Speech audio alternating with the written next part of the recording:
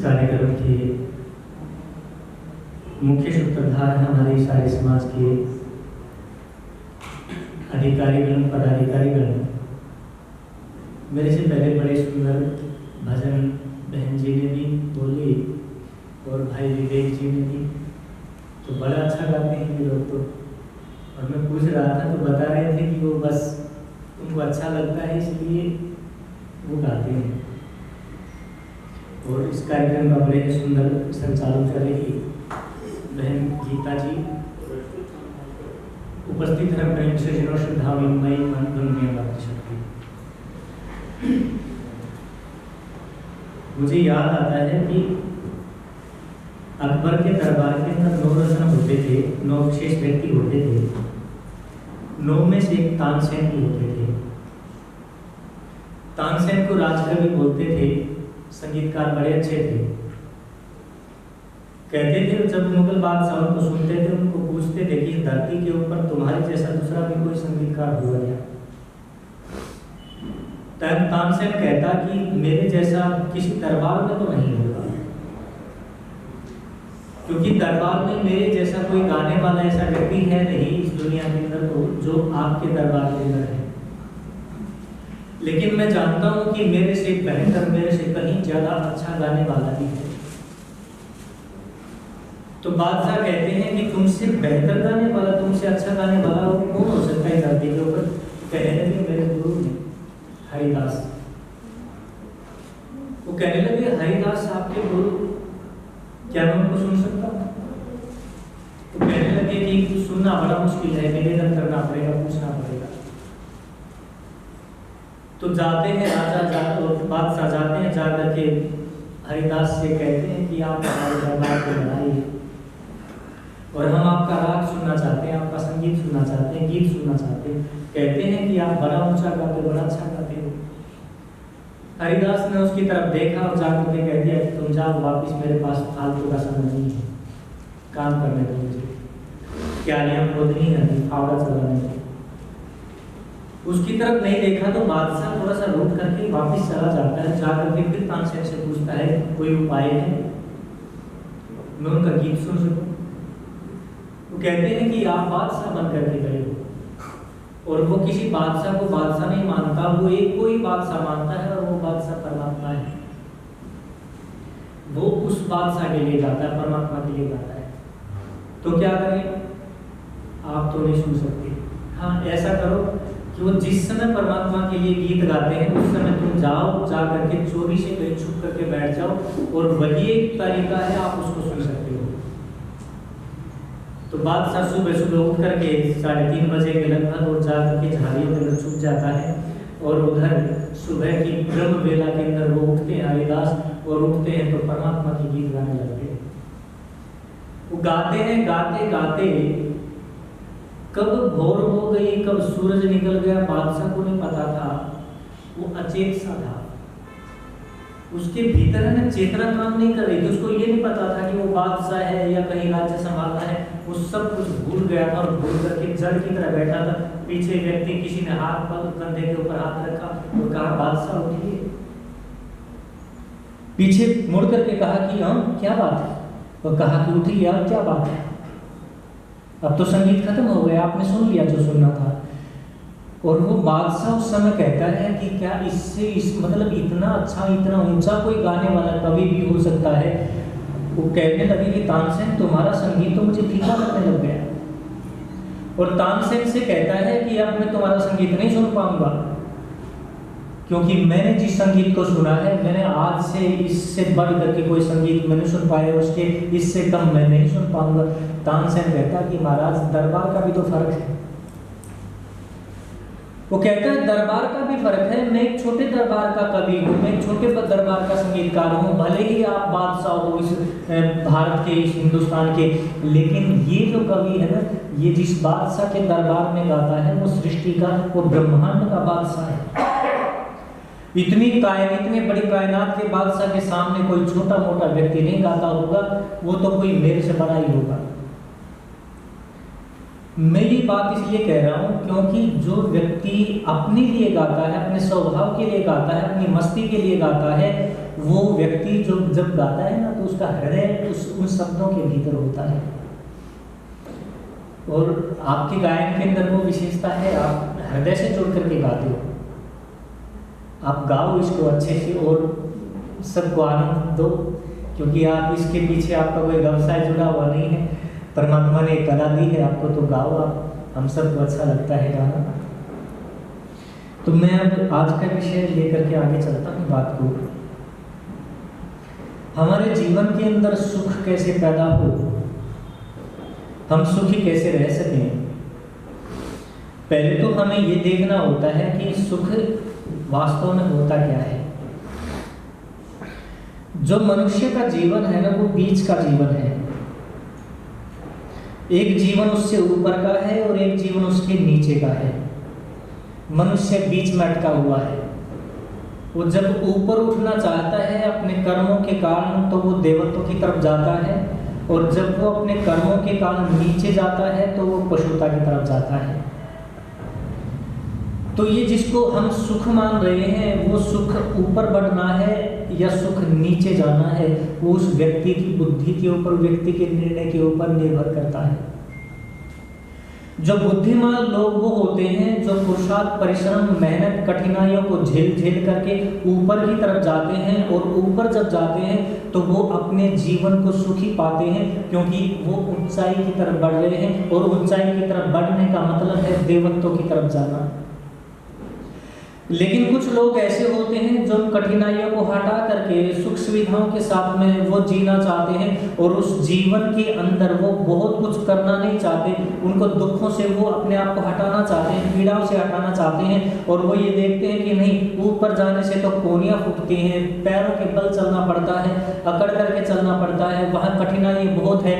तो वो व्यक्ति अपने आप को सहज रखने के लिए नीचे की तरफ जाने लगता है।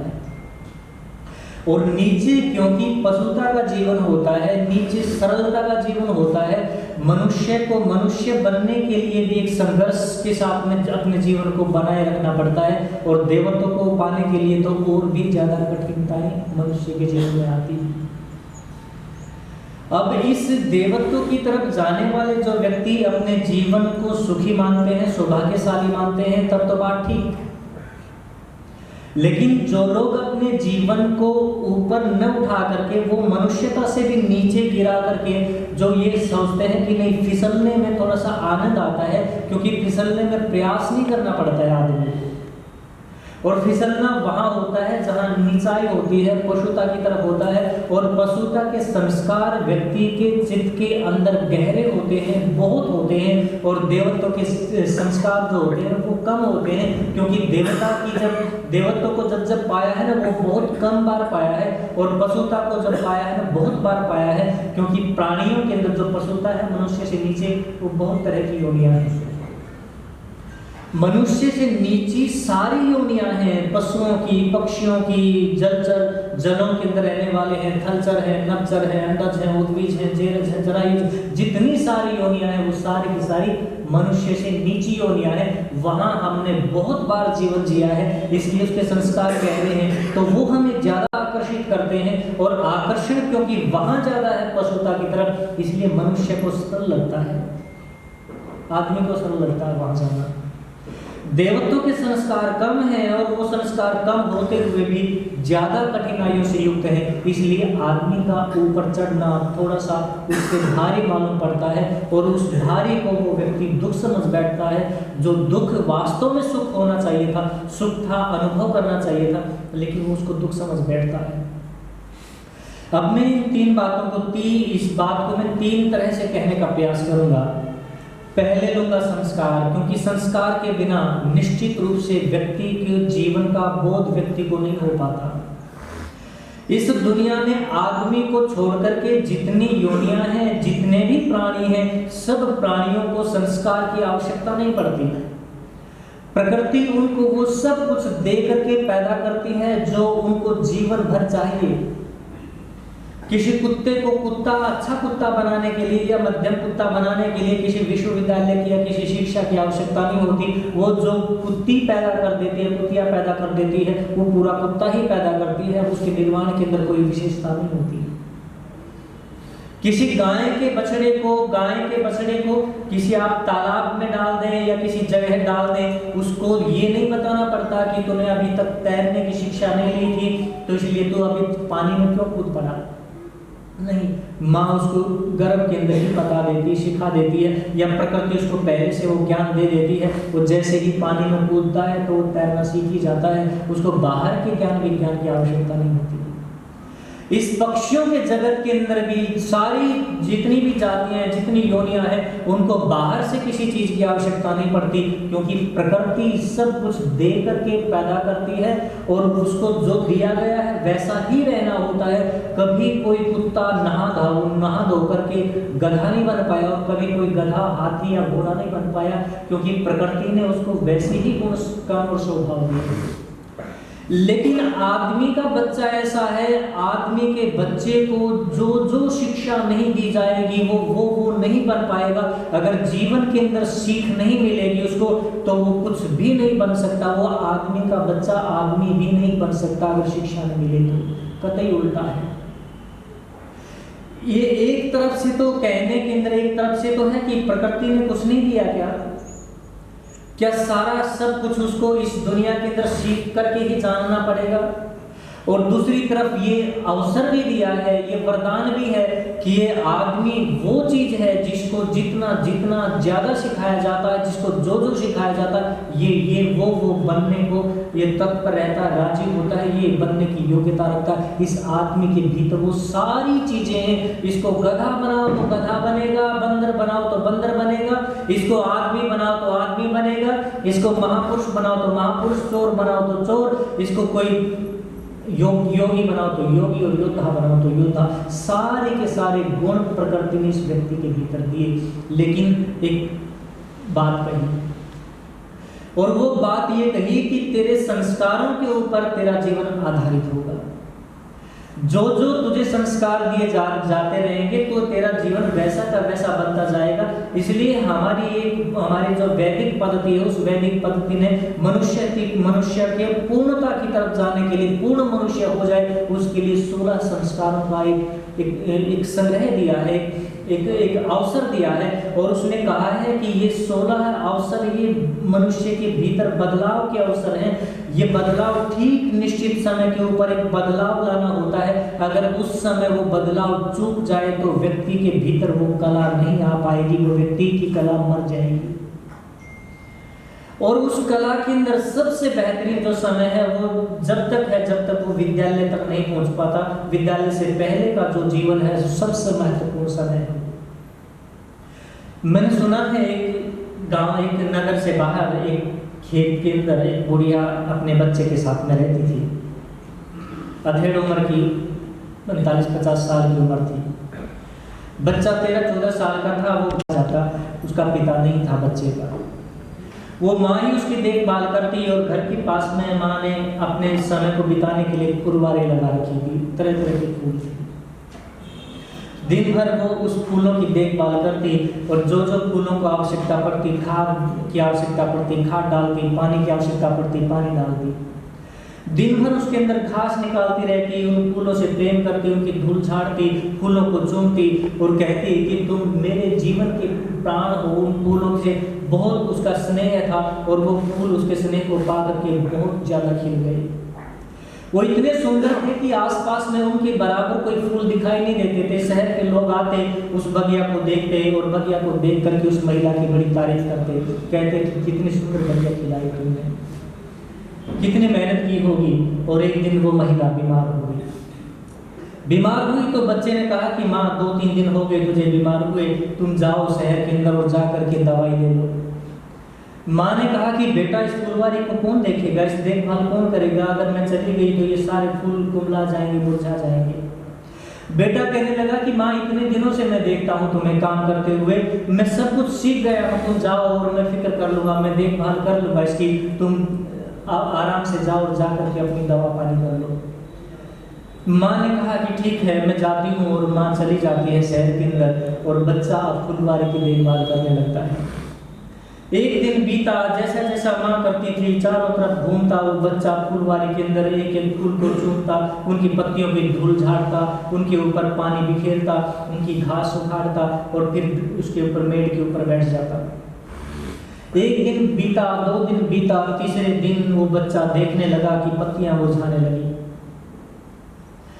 पत्तियां मुरझाने लगी, पौधों के अंदर जो जीवन की, जो एक जीवन खिलता था, वो जीवन खिलना कम होता जा रहा था, और बच्चा परेशान हो गया।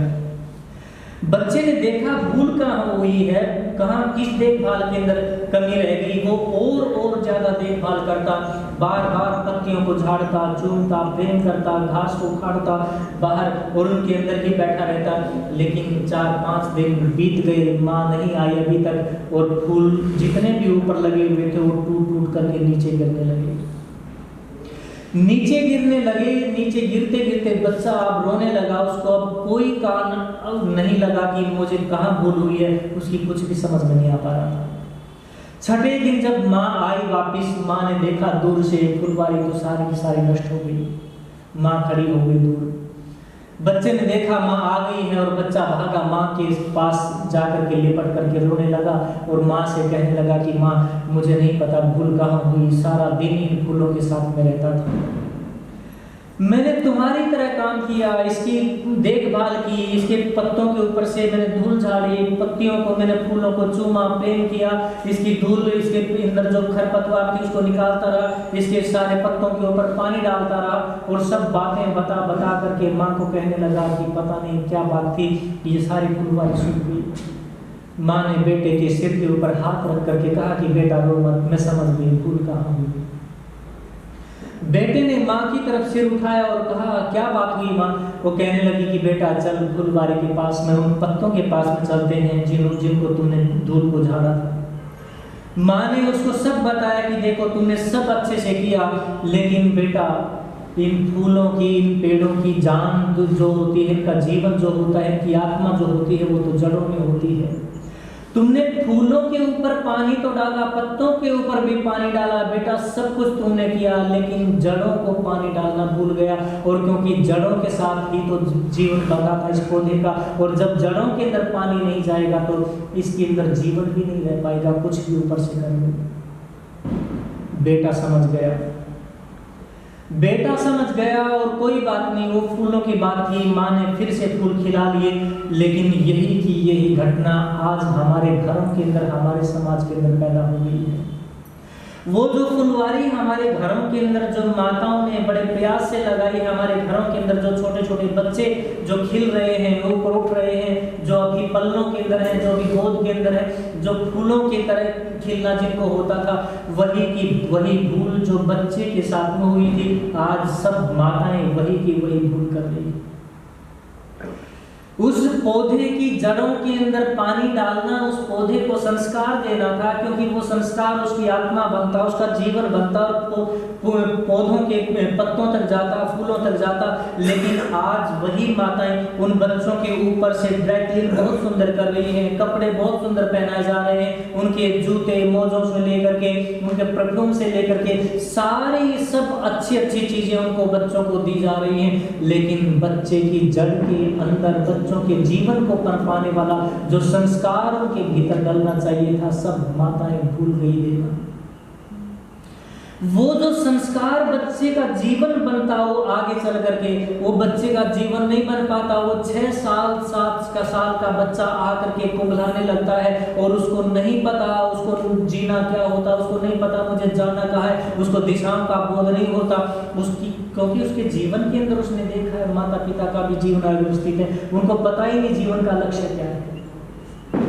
किसी बच्चे के भीतर ये प्रश्न पैदा नहीं होते कि माँ ये जीवन क्या होता है। कोई बच्चा नहीं पूछता कि पिताजी ये तारे क्यों टिमटिमाते हैं, ये जगत क्यों बना है, इस जगत के अंदर हम क्यों आए हैं। ये जो जीवन के जो बेहतरीन जो कलाएं भीतर से पैदा होनी चाहिए थी बच्चों के भीतर, जो कभी ऋषि मुनियों के आश्रम में बच्चों के भीतर पैदा होती थी, वो नहीं हो पाती। अब बच्चे जब बड़े होकर के जब माता पिता से विमुख हो जाते हैं, संस्कृति से विमुख हो जाते हैं, राष्ट्र की चिंता नहीं होती, उनको संस्कृति की चिंता नहीं होती, फिर हम देखते हैं कि भूल कहाँ हुई है। भूल तो हो चुकी थी, पहले ही हो चुकी थी। अब जो उसका जीवन चलता है वो जीवन निरस होता है। हो सकता है वो बहुत पैसा कमा ले, लेकिन वो पैसा भी उसकी जड़ों के अंदर पानी नहीं डाल पाता। उसका जीवन रूखा सूखा होकर के निकल जाता। पैसा तो इकट्ठा बहुत हो जाता है, लेकिन जीवन से चूक जाता है वो आदमी। वो जीवन तो पनपना चाहिए था उस माँ के गर्भ के अंदर ही, लेकिन माँ को तो खुद होश नहीं होता, माँ को तो खुद पता नहीं होता। मैंने सुना है एक माँ अपने बच्चे की हरकतों को देख करके बड़ी दुखी थी, और दुखी इतनी थी कि परमात्मा से प्रार्थना करने लगी, परमात्मा क्या दुष्ट बच्चा दे दिया है मेरे गर्भ से, कौन सा पाप हो गया था, ये ऐसा दुष्ट बच्चा है, ये मेरे ऊपर भी पत्थर फेंकता है, पिता के ऊपर भी चप्पलें फेंकता है, इधर उधर आसपास के अंदर आने वाले लोगों के ऊपर को भी गालियां बकता है। कोई कॉलोनी का कोई आसपास का बच्चा इसके पास खड़ा होने को, खेलने को राजी नहीं। हे परमात्मा, क्या भूल हो गई, कौन से जन्मों का पाप था ये मेरा, जिसके कारण ऐसी दुष्ट संतान मुझे प्राप्त हो गई। परमात्मा कहने लगा कि माता, ये मेरा दोष नहीं है, ये मेरा दोष नहीं है, मैं तो केवल विश्वकर्मा के रूप में आता हूँ और निर्माण करके फिर वापस अपनी सत्ता के अंदर चला जाता हूँ। माता, इसमें तो आपका ही दोष है। याद कर, मैं जब तू गर्भ के अंदर ये तेरे आत्मा आई थी, इस आत्मा के साथ साथ में मैं भी आया था, क्योंकि निर्माण करने वाला तो मैं ही हूँ। लेकिन ये बच्चा आपने भी संस्कार लेकर के आया था, और तुम्हारे भी संस्कार इसके साथ में जुड़ करके इसका निर्माण करने वाले बनते। लेकिन जब ये गर्भ के अंदर आत्मा आई और इसके साथ में मैं भी इसका चुनाव करने वाला, इसके सुंदर शरीर को मैं भी बनाने के लिए आया था। सोचा तो मैंने भी यही था कि मैं महापुरुष की रचना करूंगा, लेकिन मैं जब गर्भ के अंदर आया तो मुझे आकर के ये जो जिन तत्वों से इसकी रचना करनी थी, जो परमाणु मुझे चाहिए थे, वो परमाणु तो तू मुझे दे ही नहीं पाई, क्योंकि मैं मनुष्य की रचना करने के लिए अपना सामान साथ में नहीं लेकर के आता, अपनी सामग्री में नहीं लगाता। अगर मैं अपनी सामग्री लगाता तो निश्चित रूप से मैं दोषी होता, और दुनिया के अंदर पता नहीं कितनी तरह के दोष मेरे ऊपर मंडे जाते। इसलिए मैं खाली हाथ आता हूँ और मैं माँ से कहता हूँ, तू मुझे जो दोगी मैं वही वही लगाता चला जाऊंगा, तू जो बनाना चाहेगी मैं वैसा वैसा इसका निर्माण करता चला जाऊंगा। तू याद कर, जब तू भोजन करती थी, तेरे भोजन के अंदर इतना रूखा सूखा होता था, उसके अंदर जीवन नहीं होता था। तला तला करके तुमने उसके भीतर के जीवन को तो खत्म कर ही दिया, लेकिन फिर भी वो जो मेरे पास में आता था रस बन करके, मैं उस रस के भीतर से वो मरे हुए परमाणु को इकट्ठा करता और तुम्हारे बच्चे का शरीर बनाने लगता। तो याद कर, तू जब भोजन करती थी और भोजन को करते करते तेरे भीतर मन के अंदर ऐसे विषाक्त वासनाएं पैदा होती थी, तो टीवी देखती थी, हिंसा तेरे भीतर उतरती थी। उस टीवी के भीतर तरह तरह की वो जो उसके भीतर की है ना, हिंसा के जो परमाणु आते थे, क्रोध के परमाणु आते थे, करुणा की जो भावनाएं तेरे भीतर आती थी, और रस में मिलकर के, रक्त में मिलकर के और मेरे तक पहुंचती थी नाभि के माध्यम से, और मैं उसको उठा उठा करके उस बच्चे का निर्माण करता था। सोचता तो मैं भी था, लेकिन मैं करूं क्या, तू स्वतंत्र थी। सोचता तो मैं भी था कि मुझे ये परमाणु मत दो, क्योंकि तुम्हारा बच्चा विशेष बनने वाला नहीं है। तुम याद करो, जब तेरे गर्भ के अंदर ये था और मैं इसका निर्माण कर रहा था, तो तू पर पुरुषों को देख करके तेरे भीतर वासनाएं पैदा होती थी, और वो वासना की आग जब मेरे तक पहुंचती थी, मैं सोचता था कि मैं इस बच्चे को बचा लूं, लेकिन मेरे पास लगाने को कुछ भी नहीं था। तेरा ही खान पान था, तेरा विचार था, तेरा व्यवहार था, वो सारा तेरा व्यवहार, तेरा जीवन का आचरण जो नस नाड़ियों से होकर के मुझ तक पहुंचा, मैंने उठा उठा करके बच्चे का निर्माण करता चला गया। और आज अगर ये बच्चा क्रोध के कारण तड़प रहा है, आज ये बच्चा तेरे ऊपर पत्थर फेंक रहा है, तो इसका दोषी मैं नहीं माता, वो तू है दोषी। परमात्मा उस माता को कहती है कि मैं दोषी कैसे हो सकता हूँ, क्योंकि मैंने तो माँ को निर्माता, माता को निर्माता कहा है। वेद ने भी ये कहा कि माँ जैसा चाहे वैसा निर्माण कर ले, माँ के कार्य के अंदर कोई विधाता हस्तक्षेप नहीं कर सकता, रुकावट नहीं डाल सकता, क्योंकि माँ दूसरा विधाता होती है। इसलिए मैंने वो स्वतंत्रता तुझे दी थी, लेकिन तुझे इस मानव के जीवन का निर्माण ऐसा किया, तो अब तुझे भुगतना पड़ेगा। है माता, 8 साल का है नहीं। जब ये और बड़ा होगा, जब 13-14 साल से ऊपर होगा, जब इसके अंदर काम वासनाएं, काम क्रोध लोभ मोह पैदा होंगे, जब इस बच्चे को हावी होंगे, तब देखना ये कैसे कैसे उपद्रव रचेगा, तो इसको झेल नहीं पा सकेगी। तो ये जो वो कहता है कि तेरे दिए हुए जो संस्कार है वो संस्कार ही मैंने इस बच्चे के भीतर डाले थे, और वही इस बच्चे का अब जीवन बन करके आगे चलता जाएगा। ये जो पहली में बात, और दूसरा अगर पिता चूक जाता है पैदा होने के बाद में 7 साल तक के संस्कार देने में, तो कभी बच्चा फिर माता पिता का नहीं हो सकेगा और न समाज राष्ट्र का हो सकेगा। उसके जीवन के अंदर आप सुख ढूंढना चाहोगे, उसके जीवन के अंदर कोई सुख की किरण आपको दिखाई नहीं देगी। वो बस बहेगा, संसार उसको अपनी तरफ आकर्षित करेगा और उसको वो नौकर बनाएगा, उसको वो पशु बनाएगा, उसको जो भी बनाएगा वो संसार बनाएगा, क्योंकि माँ उसको मानव बनाने में चूक गई, पिता उसको महान बनाने में चूक गया। अब जो संसार बनाएगा उस बच्चे को वो बनना पड़ेगा, क्योंकि उनके हाथ से अब वो निकल चुका है, अब समाज के हाथ में आ गया है। इसलिए मनुष्य का जीवन इतना अधूरा दिखाई देता है, क्योंकि वहां माता के जो संस्कार आने चाहिए थे वो नहीं आ पाए, नहीं आ पाते। इसलिए मनुष्य के जीवन के अंदर ये उथल पुथल चलती है, और मनुष्य का जीवन सुख सुविधाओं से पूरित होते हुए भी उसको आत्महत्याएं करनी पड़ती है, मानसिक द्वेष से, मानसिक तनाव से गुजर करके जीवन यापन करना पड़ता है। अब तो बस जीना है, जैसे भी जियो, वो व्यक्ति ये सोच करके जीता रहता है, और वो व्यक्ति दुखों को भोगता रहता है, सब कुछ होते हुए। दूसरी बात ये है कि आदमी के भीतर एक चीज है तृष्णा, जिसको बोलते हैं वो तृष्णा ऐसी चीज है जिसने आज तक जिसके भीतर पैदा हुई, वो तृष्णा ऐसी चीज है उस व्यक्ति को कभी भी ठीक से न बैठने दिया, न उस व्यक्ति को कभी शांति से खाने दिया, न उस व्यक्ति को कभी शांति से जीने दिया, और वो सबसे बड़े दुख का कारण है जिसको हम तृष्णा बोलते हैं। आप लोगों ने कभी समुद्र के पानी को चखा? कभी चख करके देखना, पीना मत। जो समुद्र के यात्री होते हैं ना, कभी कभी वो जब बेवकूफी में आकर के, जिसको पता नहीं होता या जो जानते नहीं, वो उस पानी को पी लेते हैं जब प्यास गहरी लगती है। 1, 2, 3, 5 दिन की यात्रा जिन्होंने समुद्र के अंदर करनी पड़ती है, जैसे ही उस समुद्र के पानी को पिया जाता है, वो एक प्रकार का, उसमें अलग अलग प्रकार के टॉक्सिन्स होते हैं, अलग अलग प्रकार के विष होते हैं।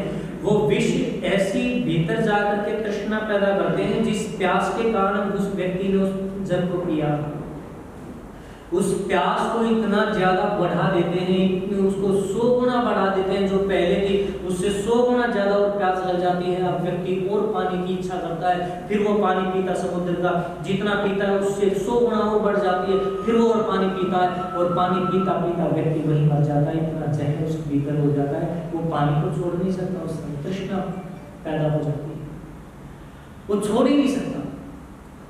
ऐसी ही स्थिति आदमी की भी हो जाती है। वो ये समझता है कि इस संसार के अंदर जितने ये संसाधन है, जितना ये धन वैभव है, ये धन वैभव ही है जो सुख को देने वाला होता है, और सुख की जो तृष्णा है, सुख की जो मांग है, इस संसाधनों को इकट्ठा करने में लगा देता है।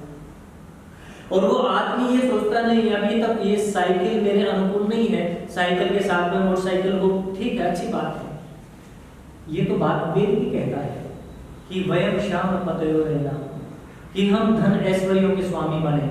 लेकिन वो धन ऐश्वर्य तृष्णा पैदा कर दे, उसके लिए कतई वेद मना करता है। हमारे पास में भले ही चक्रवर्ती साम्राज्य हो, लेकिन चक्रवर्ती साम्राज्य के जो राजा होते हैं, चक्रवर्ती सम्राट होता है, उसके लिए भी तृष्णा बड़ी जीवन खत्म कर देने वाली होती है, जीवनदायिनी नहीं होती। तो आदमी के ऊपर ये नई नई मांग और चाहिए, उसको और चाहिए। एक व्यक्ति साइकिल से मोटरसाइकिल पे, मोटरसाइकिल से कार के अंदर, कार से एक बड़े मकान के अंदर, मकान से वो समझता है कि नहीं, इसमें कुछ नहीं, एक बड़ा व्यापार हो तो काम बने, व्यापार भी हो जाता है। वो कहते हैं कि नहीं, जब तक राजनीति के अंदर कोई पद नहीं मिले, मंत्री न बने, तो क्या कोई जीवन के अंदर विशेषता नहीं, मंत्री भी बन जाता है। मंत्री के बाद वो कहता है कि नहीं, जब तक प्रधानमंत्री न बना जाए, राष्ट्रपति न बना जाए, तब तक कोई विशेषता नहीं, वो भी बन जाता है। उसके बाद ये सोचता है कि नहीं, इस दुनिया के अंदर एक छत्र राज्य हो, एक ऐसा राज्य हो जो पूरी दुनिया के ऊपर, वो चाहे अमेरिका के रूप में हो, किसी रूप में हो, सब कुछ मेरे अधीन हो, वो अधीन भी हो जाता है। तो धरती के ऊपर वो ये देखता है अब है क्या चीज जो नहीं पाएगी। वो ये देखता है कि सब कुछ तो पा लिया, अब क्या बचा है। लेकिन तृष्णा फिर ऊपर आंख उठाती है और चांद की तरफ देखने लगता है कि ये चांद तो अभी रह गया है, इसके ऊपर भी प्लाट काट दिए जाए, जो अभी योजनाएं बन रही हैं अलग अलग प्रकार की। वो चांद को भी चाहता है कि नहीं चांद के ऊपर भी मेरा ये अधिकार हो, कोई चांद पर पहुंच भी जाएगा तो उसकी तृष्णा कभी मिटने वाली नहीं है। मैंने सुना है राज दरबार के सामने एक भिक्षु खड़ा है और वो भिक्षु खड़ा है, उस भिक्षु को देखते जो भी व्यक्ति देखता है और उसको देखने के लिए खड़ा हो जाता है कि इसका परिणाम क्या होगा। वहीं खड़े हो जाते हैं, भीड़ बढ़ती चली गई, लोग देखते हैं बात क्या है। और बात क्या थी, वो भिक्षु भिक्षा मांगने आया था, उसके हाथ में कमंडल था और राज दरबार के सामने आकर के उसने कहा कि भाई भिक्षा दे दो। और दरबारी ने कहा कि भिक्षा तो मिल जाएगी, राजा के दरबार के सामने हो, बोलो क्या चाहिए। भिक्षुक ने कहा बस मुझे तो ये कमंडल है, मेरा छोटा सा ये पात्र है, इस पात्र को भर देना, चाहे तुम अन्न से भरो, धन से भरो या फिर मिट्टी से भरो, लेकिन भर देना, बस इतनी सी बात। दरबारी ने कहा कि तुम मिट्टी की तो बात ही मत करो, तुम अन्न की भी बात, अन्न तो तुम्हें कहीं भी मिल जाएगा, लेकिन यहाँ तो राजा के घर के सामने हो, राज दरबार के सामने हो, यहाँ तो तुम्हें धन ही मिलेगा। और जाते हैं, जाकर के थाल डालते हैं धन का और डालते हैं उस कमंडल के अंदर। जैसे ही डालते हैं वो धन गायब हो जाता है। कमंडल छोटा है और धन ज्यादा था, उसमें आया, उन्होंने डाला और डाल करके सैनिकों ने देखा कि कमंडल लंबी खाली का खाली है।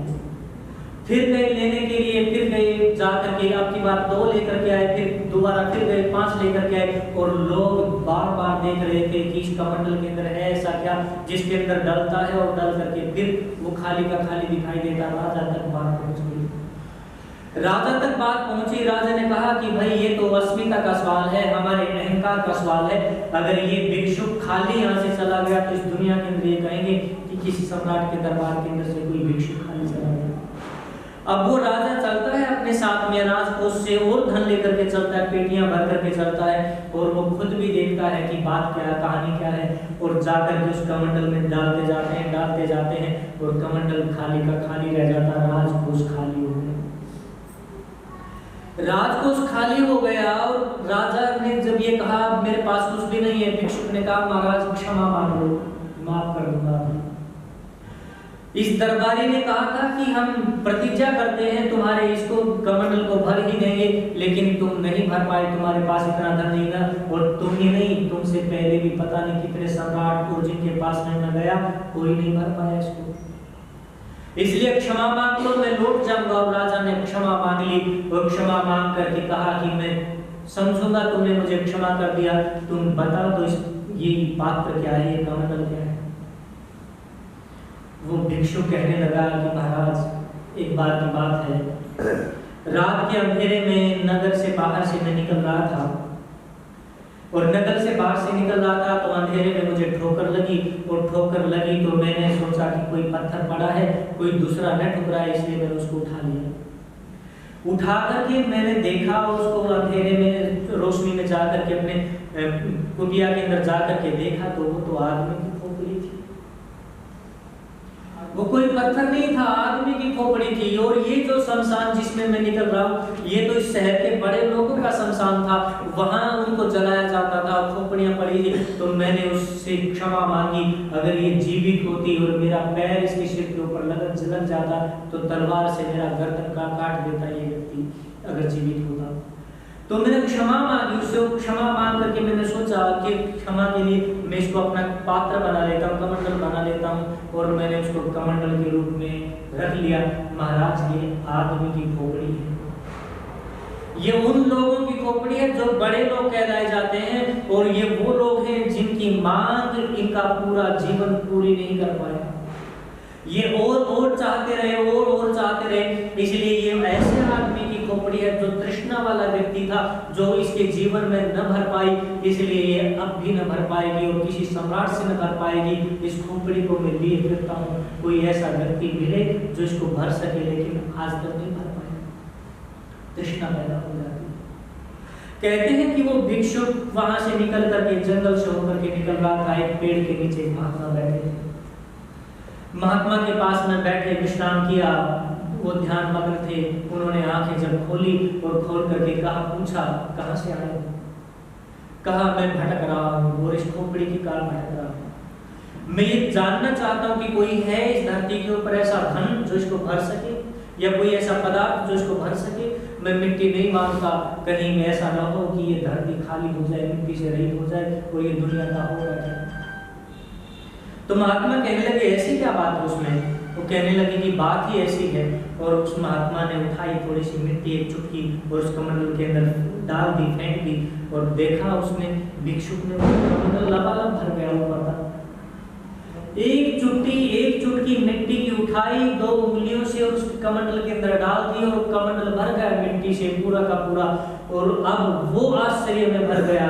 जो भिक्षुक था वो पूछने लगा, अब तक तो मैं लोगों को बताता रहस्य क्या है इसका खाली रहने का, आज मैं पूछता हूँ इसकी एक चुटकी से भरने का रहस्य क्या है। महात्मा कहता है कि ये जो धरती है, यहाँ जो ये वृक्ष के नीचे जहाँ मैं बैठा हूँ, मुझसे पहले यहाँ बहुत महात्मा तप करके चले गए। और यहाँ तप करने वही व्यक्ति आता है जो संसार से भर करके आता है, संसार में छोड़ करके आता है, जिन्हें संसार को जान लिया है, जिन्होंने संसार को जी लिया है। अब उनको पाने योग्य संसार में कुछ नहीं, उन्होंने जो पाना था पा लिया। वो भरे हुए व्यक्ति थे जो यहाँ आए और उन्होंने तप किया। उन्हीं की राख, जो उनकी समाधि जो बनी थी, उनकी अंत्येष्टि की जो राख बिखरी पड़ी थी, वो पूरे हुए जो लोग थे उनकी राख है, जो जिनके जीवन के अंदर कभी कोई मांग नहीं थी, वो बिना मांग के लोगों की राख है। इसलिए मैंने डाल दी। जो पहले ही उभारे हुए थे, मैंने उनकी 2 चुटकी डाल दी तो तुम्हारा कमंडल भर गया। तो बात बस इतनी सी है कि आदमी को संतोष इस दुनिया के अंदर तृष्णा से कभी नहीं मिल सकता। और ये तृष्णा व्यक्ति की ऐसी है जो व्यक्ति के जीवन के अंदर कभी सुख पैदा नहीं करने दे सकती, और व्यक्ति का जीवन कभी भी सुखी नहीं हो सकता। कमाओ, बहुत कमाओ, मैं ये नहीं कहता कि तुम्हारे पास कम हो, बहुत में सुख होता है, लेकिन वो सुख तृष्णा न बन जाए। उतना सुख हो जितने से परिवार संतुष्ट होता हो, उतना सुख हो जो तुम्हें बेचैन न कर देती हो। उतना धन कमाओ जो धन तुम्हारे से तुम्हारा शरीर तुमसे दूर जाता हो, तुम्हारे शरीर के अंदर अकड़ पैदा होती हो, अहंकार पैदा होता हो। उतना कमाओ कि तुम परमात्मा को न भूल जाओ। उतना कमाओ कि तुम अपने आप को अपने पास बैठा हुआ देखते रहो, अपने आप को भूल करके। अगर तुमने कमा भी लिया तो कुछ भी नहीं कमाया, वो तृष्णा है। आदमी के भीतर कभी वो जीवन पैदा नहीं होती। इसलिए मनुष्य के अंदर ये तृष्णा भी ना होनी चाहिए। तृष्णा भी व्यक्ति के जीवन के अंदर कभी सुख पैदा नहीं होने देगी। और जो इस तृष्णा को छोड़ देगा और जितना कमाया है उसके भीतर सुख ढूंढने लगेगा और सुख चाहेगा, उसके बाद में और प्रयास करेगा, उससे और सुख लेगा, तो उसका जीवन सुख के साथ बीतेगा, उसका परिवार सुखी रहेगा, उसका समाज सुखी रहेगा, और ऐसे लोगों से बना हुआ राष्ट्र भी सुखी रहेगा। तीसरी बात कह करके मैं अपनी वाणी को विराम देना चाहूंगा। और तीसरी बात है ऋणी मत बनना कभी किसी का भी। इस दुनिया में ऋण जो होता है वो सबसे बड़ा दुख का कारण है। और जिस व्यक्ति के जीवन के अंदर ऋण है वो न तो इस लोक के अंदर सुख पा सकता है और न ही परलोक के अंदर सुख पा सकता है। इसलिए हमारे ऋषियों ने एक संस्कार बनाया था जिसको यज्ञोपवीत संस्कार कहते थे।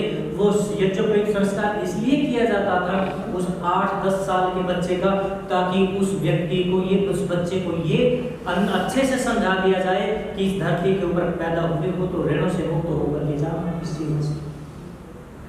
और जब तक ऋणों से मुक्त न होगे तो तुम्हारे जीवन के अंदर कदापि सुख न पैदा होगा। और उसके लिए मैं एक छोटी सी कहानी उपनिषदों के समय की, उपनिषद के ऋषियों ने इस बात को कहा है और बहुत अच्छे से कहा है। एक राजा निकल रहे थे जंगल के अंदर से होकर के अपने मंत्रियों सैनिकों के साथ में, और निकलते हैं, थोड़ा सा जंगल के अंदर जाते हैं और राजा अपने रथ को रोक लेते हैं। राजा रथ को रोक लेते हैं, रोक करके सब सैनिकों को कहते हैं भाई शांत हो जाओ। सैनिक आगे आते हैं, महाराज क्या बात हो गई, कोई हिंसक पशु आ गया सामने? कहते कि नहीं, कोई हिंसक पशु नहीं है, तुम बस शांत हो जाओ, आवाजें मत करो, मुझे कुछ सुनाई दे रहा है। और राजा को एक गीत सुनाई दे रहा था। वो ऐसा गीत सुनाई दे रहा था, उस राजा के भीतर जो शब्द दिखाई दे रहे थे वो हृदय को आह्लादित कर रहे थे, खुश कर रहे थे, तरंगे उसमें से उठ रही थी। वो गीत आगे आगे बढ़ता आ रहा था और राजा जैसे जैसे उस गीत को सुन रहा था वैसे वैसे राजा के भीतर प्रसन्नता पैदा हो रही थी और राजा भीतर भीतर ये सोच रहा था कि ये व्यक्ति जो इतना सुंदर मधुर गीत गा रहा है, ये व्यक्ति कितना सुखी होगा। क्योंकि जिस व्यक्ति के भीतर बड़ा सुख होगा वही व्यक्ति भीतर से इतना सुंदर गीत गा सकता है। जिसके भीतर दुख पैदा होगा वो व्यक्ति इतना सुंदर गीत नहीं गा सकता। कौन होगा ये? कोई योगी होगा, ये कोई सम्राट होगा, ये कौन व्यक्ति होगा? और वो उसका इंतजार कर रहे हैं। इंतजार करते करते आगे वो व्यक्ति गाता गाता आ रहा है और गाते गाते सारा का सारा वन, सारा जंगल बिल्कुल शांत होकर के उसके गीत को सुन रहा है। और राजा देखते हैं वो कोई योगी नहीं था, वो एक लकड़हारा था, लकड़ियां काट करके अपने सिर पर लेकर के और गीत गाता था। राजा देख करके आश्चर्यचकित हो जाते हैं, इसका गीत है ये। और गीत अपने रथ से उतरते हैं और लकड़हारे के पास में जाते हैं, उस गरीब के पास में जाकर के कहते हैं इतना मधुर गीत मैंने अपने जीवन में कभी नहीं सुना। ये गीत वो गा सकता है जो जीवन के अंदर बहुत ज्यादा सुखी हो। मैंने इतना सुख जितना तेरे गीत के अंदर दिखाई देता है, इतना सुख आज तक कहीं न तो पढ़ा न सुना। ये सुख इतना तुम्हारे भीतर उतरा कैसे है? ये आनंद उतरा कैसे है? क्या तुम बता सकते हो? वो लकड़हारा एक बात कहता है, बस वही बात मैं कहता हूँ। ऋषियों ने भी उसी बात को कहा है। वो लकड़हारा कहता है कि महाराज मैं इसलिए खुश हूँ क्योंकि मैं ऋणी नहीं हूँ, मेरे ऊपर ऋण नहीं है किसी का। राजा कहता है कि क्या ऋण नहीं है? ऋण से कोई ऋण न होने से कोई व्यक्ति इतना खुशी हो सकता है? वो कहता है कि बिल्कुल महाराज, आदमी वही खुश होता है जिसके जीवन के अंदर ऋण नहीं होता। इस दुनिया के अंदर सबसे बड़ा दुख कोई है तो वो ऋण का दुख है, जिसको उतारने के लिए व्यक्ति को जन्म से जन्म लेने पड़ते हैं, जन्म से जन्म लेने पड़ते हैं। वो कहता है कि महाराज ऋण तो बहुत बड़ा दुख है जो आदमी के भीतर कभी सुख पैदा नहीं होने देता। वो कहता है कि कैसे ऋण है जो तुमने उतार दिए हैं, कैसा सुख है जो ऋणों को उतारने के बाद तुम्हारे भीतर पैदा हुआ। वो कहता है कि महाराज मैंने जीवन के अंदर 4 बातें सीखी। उसने कहा वो बात मुझे भी बताओ। राजा ने कहा, उसने कहा कि महाराज मैं ये जो लकड़ियां काट करके लेके आता हूँ, इन लकड़ियों को काट करके बाजार में बेच देता हूँ, उससे जो धन मिलता है उस धन को मैं 4 भागों में बांट देता हूँ। एक ऋण है, जो पहला ऋण है वो माता पिता का है, जिन्होंने मुझे ऊपर मेरा परिवेश किया, मुझे खान पान दिया, मुझे सब सुविधाएं दी और मुझे योग्य बनाया। पहला ऋण उनका है, पहला ऋण उनका है। इसलिए इस जो ये भाग है 4 भाग बना देता हूँ, उससे जो भी पैसा मिलता है एक भाग मैं अपने माता पिता को उसमें से निकाल करके दे देता हूँ और माता पिता को दे करके मैं उनके ऋण से मुक्त हो जाता हूँ और वो मुझे सुखी रहने का आशीर्वाद देते हैं। दूसरा जो भाग है, ये दूसरा भाग मेरी पत्नी के लिए और मेरे बच्चों के लिए मैं लगा देता हूँ, जिससे उनका जीवन सुखी हो और मेरे बच्चे का निर्माण हो। ये दूसरा भाग हम अपने ऊपर खर्च कर लेते हैं। ये तीसरा भाग महाराज उस धन का जो मुझे मिलता है, वो तीसरा भाग वो है जो मैं किसी साहूकार को दे देता हूँ, जिसको आज आप बैंकिंग कह लो, मैं वहां दे देता हूँ जहां वो मेरा धन भविष्य के दुखों से मुझे बचाने के लिए मैं सुरक्षित रख सकूं। क्योंकि इस दुनिया के अंदर कष्टों का भी प्रवाह आता रहता है। कब मनुष्य को अचानक आवश्यकता पड़ जाए, कब मनुष्य के ऊपर विपत्ति आ पड़े, कब आपदा आ जाए और धन के अभाव के अंदर दुख पैदा हो, इसलिए मैं एक हिस्सा उस धन का सुरक्षित रख लेता हूँ भविष्य के लिए। इसलिए मैं भविष्य की चिंता से मुक्त हो जाता हूँ। और तीसरा महाराज, चौथा महाराज, जो ये धन का जो एक भाग है, ये मैं उनको दे देता हूँ जो मेरे लिए आगे की यात्रा के लिए रास्ता आसान कर देते हैं। क्योंकि ये 3 भाग मेरे इस जन्म को सुधार देते हैं, इस जन्म के ऋणों को मुक्त कर देते हैं मुझे। और चौथा ये जो भाग है जो मेरे लिए आगे का मार्ग प्रशस्त कर देता है, आगे का मार्ग साफ कर देता है, मैं ये उन लोगों को दे देता हूँ जो लोग सन्यासी होकर के यज्ञ याग आदि करते हैं, जो ध्यान उपासना में रहते हैं और जो मेरे लिए प्रार्थना करते हैं, मेरे अच्छे के लिए कामना करते हैं, मैं उन लोगों को दान में दे देता हूँ। और ये दान में दिया हुआ धन मेरे आगे के दुखों को हटा देता है। इसलिए महाराज मैं सुनी। तो ये चार जो चीजें हैं व्यक्ति के जीवन के अंदर अपने धन को बांटने के लिए, लेकिन अब स्थिति क्या हो गई, माता का हिस्सा भी व्यक्ति ने अपने आप में रख लिया। आदमी ने सन्यासियों को जो देना था आगे भविष्य के लिए यज्ञ, और जो उसने वो सारा का सारा हिस्सा रख करके अपने बेटे और पत्नी के ऊपर भी उतना न खर्च करके सारा का सारा व्यक्ति ने बैंक के अंदर जमा करना शुरू कर दिया। इसलिए ये जो दो तीन तरह के ऋण हो गए ना, एक ऋषियों का जो ऋण है जो हमें धर्म को बढ़ाने के लिए देना चाहिए था, और एक जो माता पिता का ऋण है जो पितृ ऋण से हमें उऋण कर सकता था, वो जो पितृ दोष पैदा करता है, ये ऋण हमारे भीतर हमारे जीवन के अंदर कभी सुख पैदा नहीं होने देते। इसलिए मैं देना जान चुका हूँ, मैं बांटना सीख चुका हूँ। हर रोज प्रतिदिन जो लकड़ियों का भाव मुझे मिलता है 4 हिस्से हर रोज कर देता हूँ, इसलिए मैं सुख से सो जाता हूँ। अब मुझे कोई किसी की चिंता नहीं, न तो इस जीवन की और न आगे के जीवन की, इसलिए महाराज मैं सुखी हूँ।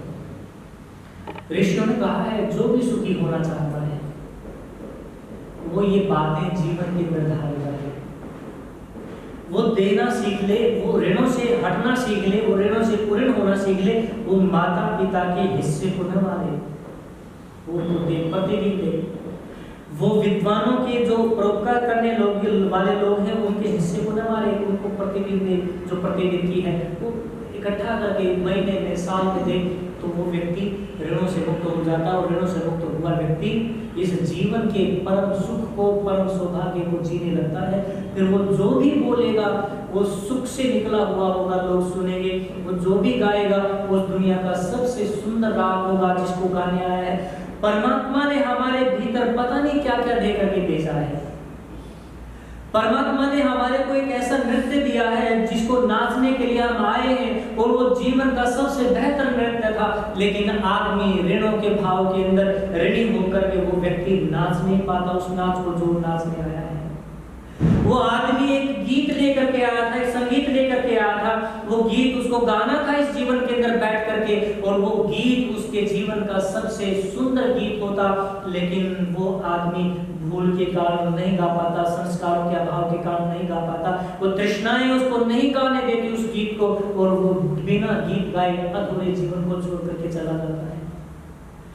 इसलिए इस जीवन के अंदर आप जो परमात्मा की तरफ से लेकर के आए हो, उसको अगर आपको ठीक ठीक वो करना है तो अपने आप को इन ऋणों से हटा दो, इन तृष्णाओं से दूर लेकर के चले जाओ, और जीवन के अंदर संस्कारों को अपने स्थापित कर लो, तो जीवन के अंदर बहुत सारे सुख इंतजार कर रहे हैं जो हम सब का वो हमारे ऊपर बरसने लगेंगे।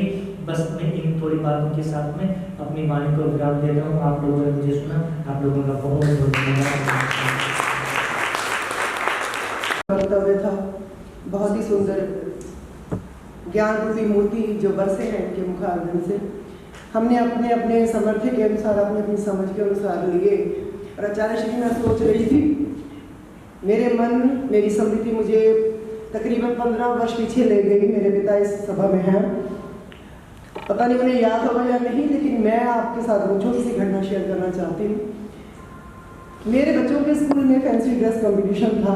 मेरा मायका बहुत पास है मेरे घर से, तो मैंने अपने बच्चों को फैंसी ड्रेस में सजाया। अपने बेटे को मैंने बैलून वाला बनाया, बेटियों को मैंने नृत्यांगना और परी बनाया, और मैंने बड़ी फैंसी ड्रेस अपने पिता को दिखाने लगी। मैंने कहा पापा देखिए ना बच्चे कितने सुंदर लग रहे हैं मेरे। तो मेरे पिता ने मुझे एकदम से कहा कि ये क्या बनाया बच्चों को।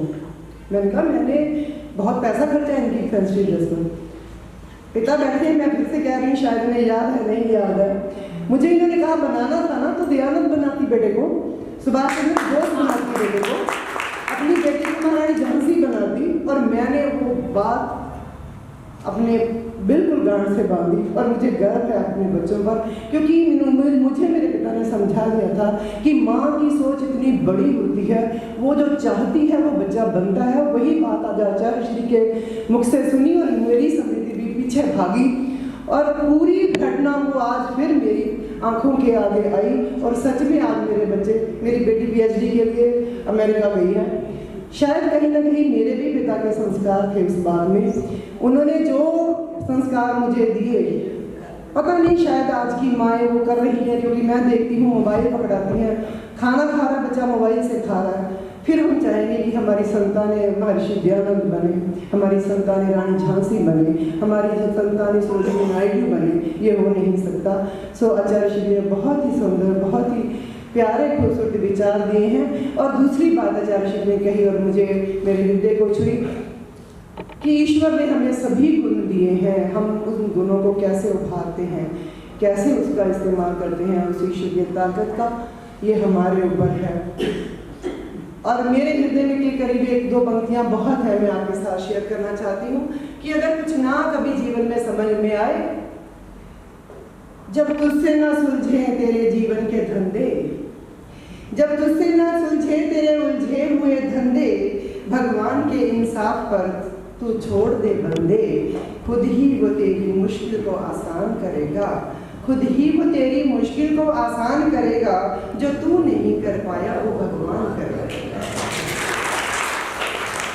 बहुत आभार।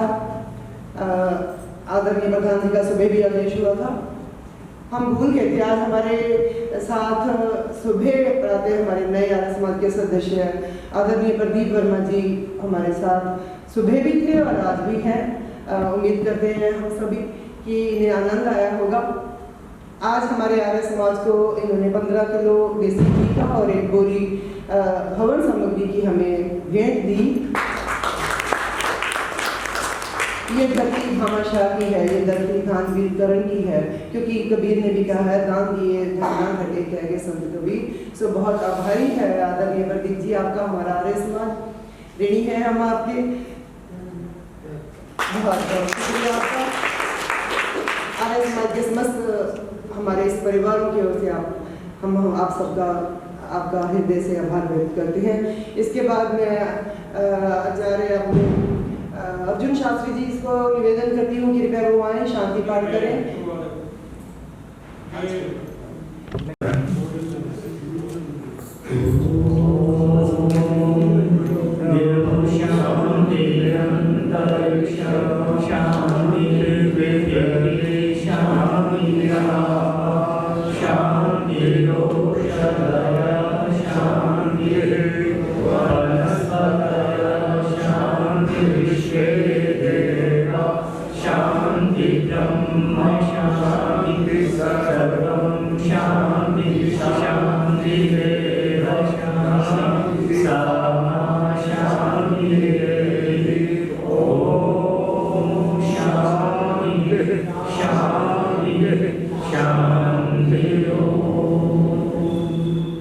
जो बोले सो है,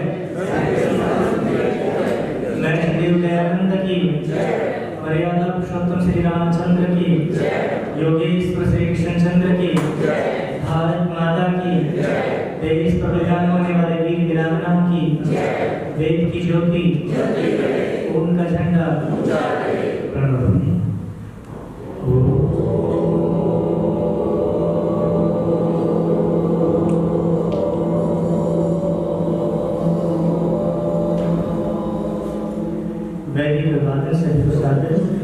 नमस्ते जी, रहो हंसते हंसते जी, चलो वेद के रस्ते जी।